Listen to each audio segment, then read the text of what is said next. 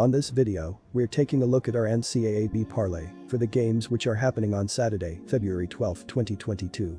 Welcome back to High Stakes, let's get straight into it. Also, don't forget to subscribe to get notified as soon as we release these sport prediction videos, and if you would like more betting tips and predictions, then check out our Patreon in the link down below. Our new Patreon is a way for us to help you improve your chances of making more money. 5 plans are available for each and every one of you. You can get 30 extra betting picks all the way up to 500 extra betting picks per month.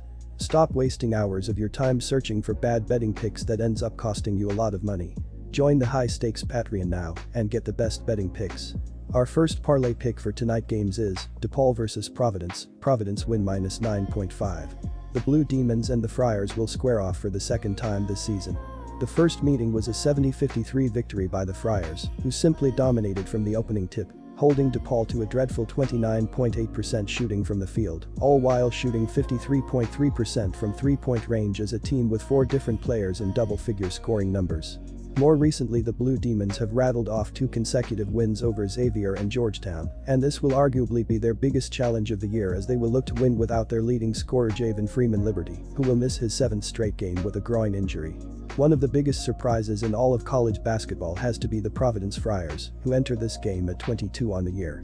Their lone losses were to Virginia on a neutral court and to Marquette on the road. Providence is 13-0 here at home, but they have outscored their foes by just 10.4 ppg, including by just 6.0 ppg in their league home games. Despite their strong record, KenPom has them ranked 44th in the nation, while also having a net ranking of 25th. According to KenPom, they have played the 59th toughest schedule in the nation, so I feel that he should have them higher. Well, the Friars should easily be in the NCAA tournament this year, even if they don't win the Big East tournament. Providence has been the most impressive team in the Big East, compiling a 10-1 conference record and currently running a 7-game win streak into the home stretch of the regular season. During this stretch, the Friars are shooting 38% from three-point range, and the emergence of Jared Bynum has been huge, as he is averaging 15.4 points per game off the bench during the win streak, and he scored 32 points in the win over Georgetown on Sunday. Providence is undefeated at home this season, and I believe that the absence of Freeman-Liberty will be seriously missed in this game for DePaul. Providence has the 52nd ranked scoring defense in the country, holding opponents to only 64.2 points per game.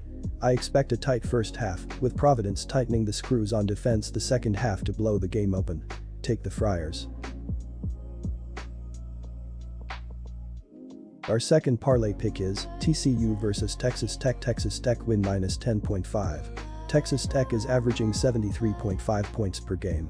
They scored 55 points in their last game, making 39.6% of their field goals and 11.8% of their three-pointers.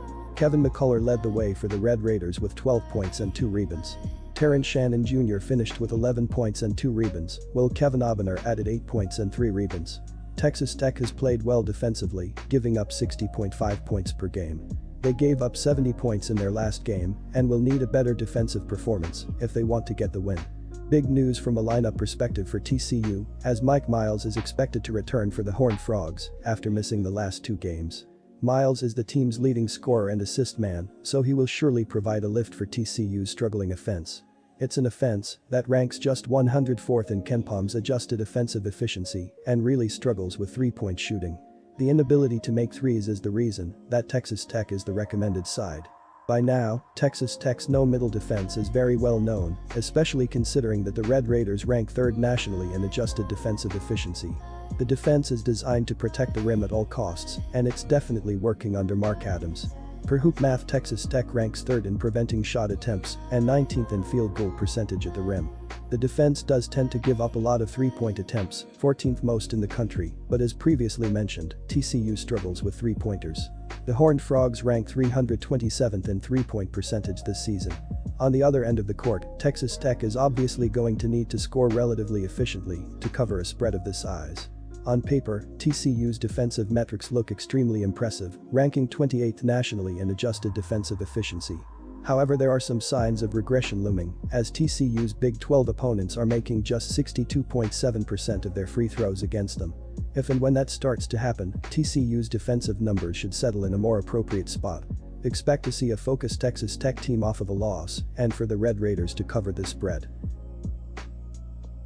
Our third parlay pick is Florida State versus North Carolina. Florida State win plus 8.5. Florida State in a freefall. They have lost their last 5 games, including a home loss to Pitt in their last contest. At this point, it looks like their only path back to the NCAA tournament is to get the ACC auto bid. They do play Duke again, but even if they beat them for a second time, I am not sure that would be enough.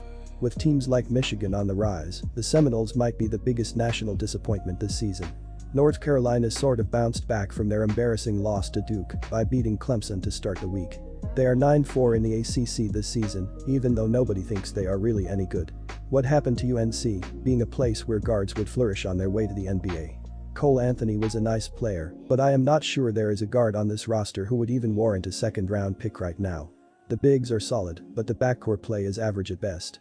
North Carolina, which ranks 45th in KenPom, is beginning to finally put it together, winning 5 of their last 6, 3-1 Austrian shillings.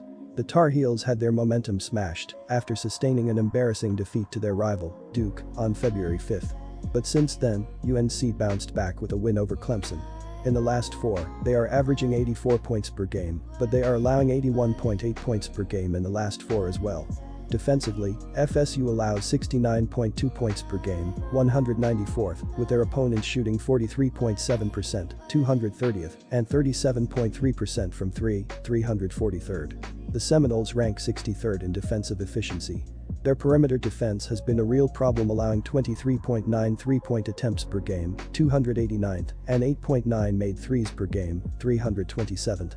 They do force turnovers in bunches at 15.7 forced turnovers per game, 28, thanks to their 9.3 steals per game, 13th. Florida State's inconsistencies on offense and bad perimeter defense are the main issues right now, leading to losses. They must address these issues to get back into the ACC picture. The Tar Heels' offense has been quite good all season, ranked 25th in offensive efficiency. They average 78.1 points per game, 33rd, shooting 45.3%, 107th, and a lethal 38.4% from 3, 12th. UNC has 4 players shooting 40% or better from 3. They have a good scoring frontcourt with Armando Bacot, 16.6 points and 12.1 rebounds, and Brady Manek, 13.7 points. Plus, Caleb Love, 14.8 points, is a microwave scorer as he can heat up in a hurry and becomes near unguardable. These are 2 very untrustworthy teams this season. Florida State is 8-15 Austrian shillings this season, while the Tar Heels are 10-13-1 at TS. North Carolina is favored at home. When that has been the case, they are 11-0 SU this season, but just 6-5 at TS. I am leaning to FSU, but just barely. They do have the size to make sure that they do not get pushed around by North Carolina, and that home loss to Pitt has to be rock bottom, right? The Seminoles have 3 road wins in the ACC this season too. They can play well on the road.